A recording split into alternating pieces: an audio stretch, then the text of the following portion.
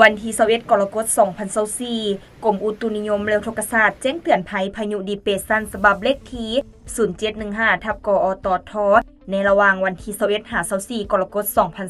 2024ห้องความกดดันอากาศต่ำได้พาดผ่านภาคกลางของประเทศลาวปองใส่พายุดีเปรสชันอยู่เขตทะเลจีนใต้ตอนกลางซึ่งในเวลา 7 โมงของวันที่21กรกฎาคม2024มีจุดศูนย์กลางในเส้นขนานที่ 16.4 องศาเหนือและเส้นแหว่งที่ 111.4 องศาตะวันออกกำลังเคลื่อนที่ไปหาเกาะไหหนานด้วยความไว20 กิโลเมตรต่อชั่วโมงคาดคะเนว่าพายุหัวนี้จะเพิ่มกำลังแรงขึ้นเป็นพายุหมุนเขตฮ้อนในตอนกลางคืนของวันที่21กรกฎาคม2024หาตอนเช้าของวันที่22กรกฎาคม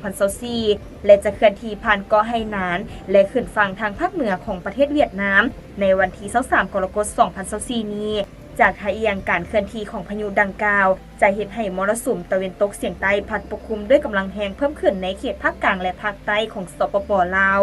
ซึ่งเจ็ดให้มีฝนตกในระดับคอยหาปานกลางเป็นบริเวณกว้างและตกหนักเพราะมีลมพัดแรงอยู่บางท้องถิ่นในระยะวันที่21-24กรกฎาคม2024นี้ดังนั้นจึงแจ้งเตือนถึงประชาชนบรรดาเผ่าอำนาจการปกครองและองค์การจัดตั้งทุกภาคส่วนในบรรดาแขวงภาคกลางและภาคใต้รวมทั้งนครหลวงเวียงจันทน์จงมีสติระมัดระวังและเตรียมรับมือต่อสภาพฝนตกหนักติดต่อกันหลายวันที่เจ็ดให้มีดินเจือนน้ำท่วมสุน้ำท่วมยึงและน้ำท่วมอ่างในตัวเมืองขอให้ติดตามข่าวพยากรณ์อากาศจากกรมอุตุนิยมและวิทยาศาสตร์อย่างต่อเนื่อง